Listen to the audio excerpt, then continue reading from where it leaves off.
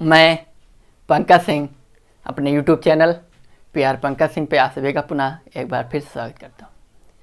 जैसा कि हम भारतीय भूगोल का अध्ययन कर रहे थे, उसी कड़ी में भारतीय भूगोल में हम हिमालय के 2 लेक्चर आपको प्रोवाइड करा चुके हैं। उसी कड़ी में अगला लेक्चर हमारा होगा वृहत हिमालय। इससे पहले हिमालय के 2 लेक्चर आपको प्रोवाइड किए जा चुके हैं और उम्मीद करते हैं कि आप उन्हें देख चुके होंगे, नोट्स बना चुके होंगे, क्योंकि आपके एग्ज़ाम पॉइंट ऑफ व्यू से बहुत ही महत्वपूर्ण चीज़ें उसमें दी गई हैं और ऐसा कोई भी पॉइंट नहीं है जो आपके एग्ज़ाम पॉइंट व्यू से महत्वपूर्ण हो। इसलिए उसी कड़ी में हिमालय का आज 3रा लेक्चर आपको मैं प्रोवाइड कराने जा रहा हूँ, वो है वृहत हिमालय। इसके पहले हम हिमालय की उत्पत्ति एवं परिचय एक लेक्चर, दूसरा था ट्रांस हिमालय या पार हिमालय या तिब्बत हिमालय, दूसरा लेक्चर हम आपको प्रोवाइड कर चुके हैं। चलिए इसी कड़ी में आज हमारा 3रा लेक्चर वृहत हिमालय। वृहत हिमालय हम थोड़ा सा आपको मानचित्र के माध्यम से थोड़ा समझा दें, फिर उसके बाद हम चलते हैं। यह है हमारा वृहत हिमालय, जो आपकी ग्रीन कलर की लाइन है, ये आपकी वृहत हिमालय को इंडिकेट कर रही है। इसके पहले हमने वृहत हिमालय देखा था, देख लें ज़रा सा। वृहत हिमालय इसके जस्ट ऊपर यानी इसके उत्तर में वृहत हिमालय और ट्रांस हिमालय को ITCZ या हिंज लाइन एक दूसरे से पृथक कर रही है। तो ट्रांस हिमालय की 3 महत्वपूर्ण पर्वत श्रृंखलाएँ थीं। सबसे उत्तरी पर्वत श्रृंखला, जो कि देश की भी सबसे उत्तरी पर्वत श्रृंखला है, वो है काराकोरम। दूसरी है लद्दाख, तीसरी है जास्कर और लद्दाख के बीच से हमारी सिंधु नदी प्रवाहित हो रही थी, जो कि चुमा युंगडोंग ग्लेशियर से निकल रही थी। दूसरी है श्योक जो है वो लद्दाख और काराकोरम के मध्य प्रवाहित हो रही है। श्योक सिंधु की एक सहायक नदी है। लद्दाख पर ही हमारा या हिमालय की सबसे पश्चिमी चोटी नंगा चोटी या नंगा पर्वत स्थित है और हिमालय का सबसे पूर्वी और पूर्व की सबसे ऊंची चोटी नामच्या बारवा पर्वत स्थित है। नामच्या बारवा आपके अरुणाचल प्रदेश में स्थित है। चलिए इसी कड़ी में हम हिमालय का अध्ययन करते हैं। हिमालय का जो आज आपका लेक्चर है वृहत हिमालय से है। वृहत हिमालय को कई सारे नामों से जानते हैं, जैसे वृहत हिमालय, मुख्य हिमालय, महान हिमालय, आंतरिक हिमालय या हिमाद्री हिमालय। इसी को इंग्लिश में ग्रेटर हिमालय के नाम से भी जानते हैं। यह हिमालय इसकी औसत ऊंचाई 6100 मीटर है। औसत ऊंचाई। और औसत ऊंचाई, दूसरी चीज़, हिमालय की जो सर्वाधिक सबसे ऊंची चोटियां हैं वो वृहत हिमालय पर ही स्थित हैं।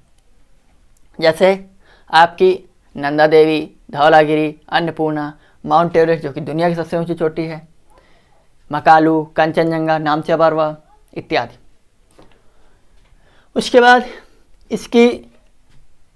इसकी चौड़ाई टोटल 120 से 190 किलोमीटर तक है। अर्थात चौड़ाई यानी ये चीज़, ये ऊंचाई ये हो गई, चौड़ाई ये हो गई। ये है ऊंचाई और चौड़ाई। दूसरी चीज़, वृहत हिमालय जो है रवेदार आग्नेय या कायांतरित शैलों से निर्मित है, जिसमें कायांतरित शैलों में कायांतरित शिलाओं के अंतर्गत आपका ग्रेनाइट, नीस और शिस्ट जैसी शिलाएं आती हैं। उसके बाद हिमालय पर दुनिया की 10 सबसे ऊंची चोटियां स्थित हैं, जैसे कि सबसे ऊंची चोटी आपकी है माउंट एवरेस्ट, दूसरी कंचनजंगा, तीसरी मकालू माउंट एवरेस्ट, दूसरी कंचनजंगा कंचनजंगा, तीसरी मकालू, चौथी धौलागिरी,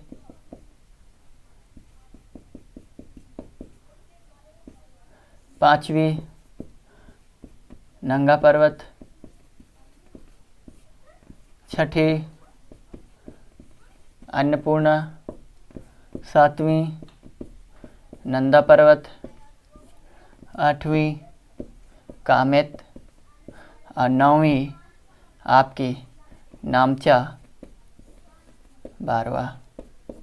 देखिए, हिमालय की 10 सबसे ऊंची चोटी जो हैं बृहद हिमालय पर हैं, लेकिन उस 10 में से एक चोटी जो है वो आपकी ट्रांस हिमालय पड़ जाती है, और वो जैसे माउंट एवरेस्ट आपकी दुनिया की सबसे ऊंची चोटी है। कंचनजंगा, कंचनजंगा के बारे में आप जान लें, ये विश्व की सबसे ऊंची चोटी, विश्व की सबसे ऊंची चोटी।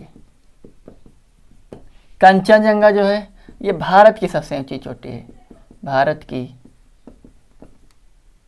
सबसे ऊंची चोटी जो कि वृहद हिमालय पर स्थित है। कंचनजंगा भारत की सबसे ऊंची चोटी जो कि हिमालय पर स्थित है, हिमालय पर स्थित है। जबकि मकालू जो है वो हिमालय की तीसरी सबसे ऊंची चोटी है। लेकिन जब आपसे सवाल पूछ लिया भारत की सबसे ऊंची चोटी कौन सी है, तो आपका आंसर होगा K2 या गॉडविन ऑस्टिन। इसी को गौरी नंदा के नाम से भी जानते हैं, गौरी नंदा के नाम से भी जानते हैं। देखिए, यहाँ पर चीज़ें थोड़ा मैं क्लियर कर रहा हूँ और उम्मीद करता हूँ कि आप समझ पाएंगे, क्योंकि आपको समझाने के लिए सिर्फ मैं कर रहा हूँ। माउंट एवरेस्ट दुनिया की हिमालय पर स्थित सबसे ऊंची चोटी है। ठीक, ये हिमालय पर स्थित दुनिया की सबसे ऊंची चोटी है, चाहे वो ट्रांस हिमालय पूछा जाए, वृहद हिमालय, लघु हिमालय, शिवालिक हिमालय। दूसरा K2 जो है भारत की सबसे ऊंची चोटी है, K2 भारत की सबसे ऊंची चोटी है, और दुनिया की यानी विश्व की दूसरे नंबर की सबसे ऊंची चोटी है, दूसरे नंबर की सबसे ऊंची चोटी है। लेकिन K2 जो है ये ट्रांस हिमालय की स्थित हिमालय पर स्थित है, ट्रांस हिमालय पर स्थित भारत की सबसे ऊंची चोटी है और दुनिया की दूसरे नंबर की सबसे ऊंची चोटी है। लेकिन कंचनजंगा जो है, कंचनजंगा जो है यह भारत की सबसे ऊंची चोटी जो कि हिमालय पर स्थित है, हिमालय पर स्थित भारत की सबसे ऊंची चोटी है। समझे? मतलब कि जब आपसे एग्जामिनर पूछे हिमालय पर स्थित भारत की सबसे ऊंची चोटी, तो आपका जवाब होगा कंचनजंगा, या आपका जवाब होगा कंचनजंगा। लेकिन जब एग्जामिनर ये पूछे भारत की सबसे ऊंची चोटी, तो आपका जवाब होगा K2 जो क्योंकि ट्रांस हिमालय पर स्थित है, वो हिमालय के मुख्य हिमालय पर स्थित नहीं है। और ट्रांस हिमालय का विकास या उत्पत्ति या उद्भव हिमालय के कई वर्षों पहले हो चुका था, यानी वो हिमालय से काफ़ी प्राचीन हिमालय है, काफ़ी प्राचीन पर्वत श्रृंखला है ट्रांस हिमालय। तो इस प्रकार दुनिया की सबसे ऊंची चोटी माउंट एवरेस्ट जो कि हिमालय पर स्थित है, दुनिया की दूसरी सबसे ऊंची चोटी K2 जो कि हिमालय पर स्थित है, लेकिन ये ट्रांस हिमालय पर स्थित, लेकिन भारत की सबसे ऊंची चोटी जो हिमालय पर स्थित है वह कंचनजंगा। ये है मानचित्र में आपको दिखा दूं, यह है कंचनजंगा। ये कंचनजंगा आपके सिक्के में पड़ती है, जो कि एक विवादित है, क्योंकि चीन अपनी तरफ बोलता है कि ये तरफ है, क्योंकि ये भारत और चीन की बिल्कुल सीमा पर है, इसलिए ये विवादित है। लेकिन ये एग्जामिनर जो है, आयोग जो है, और दुनिया के जो भी देश हैं वो सभी से भारत का ही मानते हैं। तो ये हैं दुनिया की 10 सबसे ऊंची चोटी जो कि हिमालय पर स्थित है। यहाँ पर जब भी हिमालय का जिक्र आए तो आप यहाँ पर K2 को ऐड कर लेंगे, एक दूसरे नंबर पे, तीसरे पे कंचनजंगा आ जाएगा। लेकिन जैसे ही वृहद हिमालय की बात आए तो आप K2 को स्किप कर देंगे, बाकी ये 9 चोटियाँ आपकी वृहद हिमालय पर स्थित होंगी। इस प्रकार दूसरी चीज, जब एग्जामिनर अक्सर थोड़ा जब एग्जाम को टफ करना होता है तो पूछ लेता है पश्चिम से पूर्व या पूर्व से पश्चिम पद श्रृंखलाओं का क्रम क्या है। तो आइए देखते हैं। सबसे पहले पूर्व से पश्चिम, पूर्व से पश्चिम में सबसे पूर्वी नामच्या परवा, उसके बाद कंचनजंगा,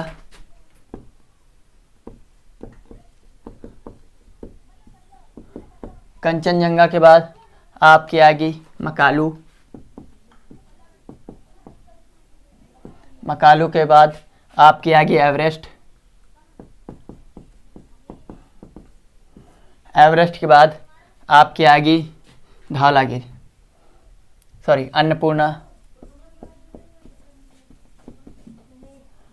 अन्नपूर्णा के बाद आपकी आएगी धौलागिरी,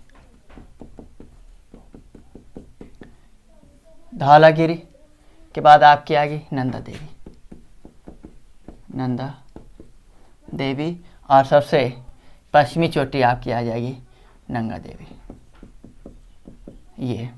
ये है हिमालय का पूर्व से पश्चिम में विस्तार, पूर्व से पश्चिम में हिमालय का विस्तार। उसके बाद अन्नपूर्णा जो है वो नेपाल की चोटी है, नामच्या बारवा आपके तिब्बत में पड़ती है, नामच्या बारवा, लेकिन उसको भारत की चोटी मानते हैं। नंदा देवी और एक कुछ है, नंदा देवी लिख देता हूँ, नंदा देवी, त्रिशूल, बंदरपुच, बद्रीनाथ, ये सभी आपकी उत्तराखंड की चोटियाँ हैं, और ये सारी वृहद हिमालय पर स्थित हैं। दूसरी चीज़ एवरेस्ट, एवरेस्ट जो है वह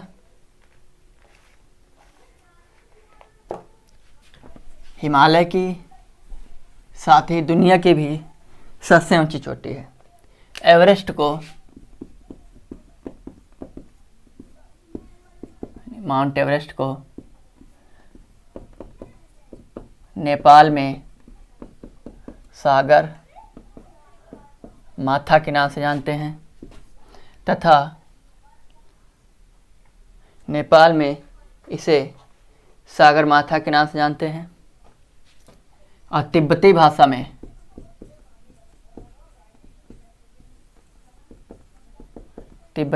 में इसे चेमो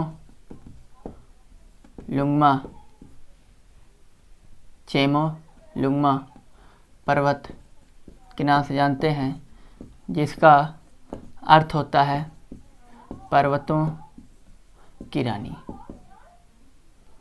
चोमोलुंगमा का अर्थ होता है पर्वतों की रानी, जिसको तिब्बती भाषा में बोलते हैं एवरेस्ट को चोमोलुंगमा।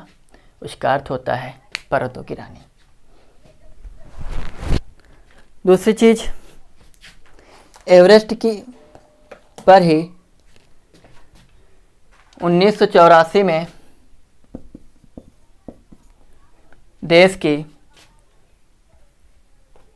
पहली महिला बछेंद्री पाल यानी एवरेस्ट पर चढ़ने वाली भारत की पहली महिला 1984 में हैं वो बछेंद्री पाल। बछेंद्री पाल 1984 में एवरेस्ट पर चढ़ने में सफलता प्राप्त करने वाली भारत की पहली महिला है। इसी के साथ इसी में यानी वृहद हिमालय पर 2 ग्लेशियर स्थित हैं।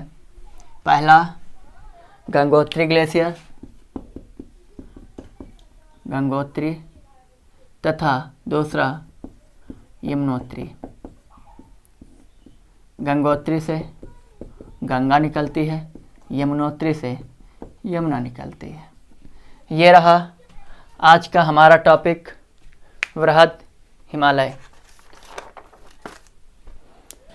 वृहद हिमालय के बाद हमारा अगला आएगा लघु हिमालय या मध्य हिमालय।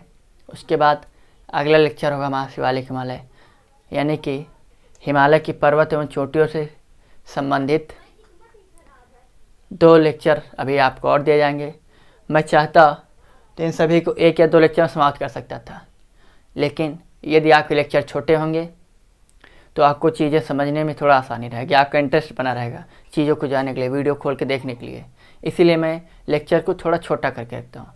यदि आप चाहते हैं कि लेक्चर आपको बड़ा मिले तो आप कमेंट बॉक्स में जाकर कमेंट कर सकते हैं, बता सकते हैं, अपनी राय दे सकते हैं। तो आज के लिए इतना ही, और हमारे चैनल को आप ज़्यादा से ज़्यादा लाइक, शेयर और सब्सक्राइब भी करते रहें।